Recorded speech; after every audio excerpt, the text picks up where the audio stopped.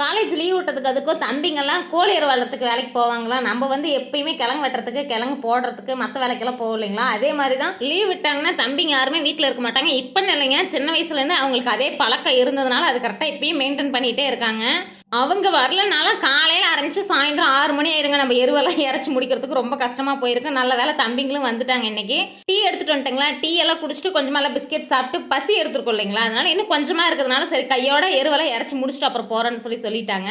முன்னெல்லாம் நம்ம கோழி எருவு வந்து ஒரு வயலுக்கு 2 நடை 1 நடை அப்படின்னு சொல்லி வாங்குவோம். ஆனால் இப்போ வர வர நம்ம கோழி எருவே வாங்குறதே இல்லைங்க. மாட்டு எருவு இருக்கிறதுனால அதையே நம்ம போட்டுகிட்டே இருக்கோம். ஏன்னா எனக்கு வந்து ரொட்டேட்டர் ஓட்டுறதுக்கு வண்டி வர்றதுனால எருவெல்லாம் இறச்சி முடிச்சுட்டு அப்புறம் ரொட்டேட்டரெல்லாம் ஓட்டி ட்ரிப்பெல்லாம் எடுத்து போட்டு ரெடி பண்ணி வச்சுட்டோன்னா மழை வந்துச்சுன்னா அப்புறம் கிழங்கு போடலாம் இல்லைங்களா. அதுக்கோசரம் தான் ரெடி பண்ணி வைக்கிறோம். நான் பழம் எப்பயுமே விற்றுட்டு வரேன்னு வந்தாங்களா, எப்பயுமே 1/4 கிலோ வாங்குவோம். இன்றைக்கி ரேட்டு 1/4 கிலோ 50 ரூபான்னு சொல்லுவாங்க. பழம் நல்லா டேஸ்ட்டாக சூப்பராக இருந்துச்சு.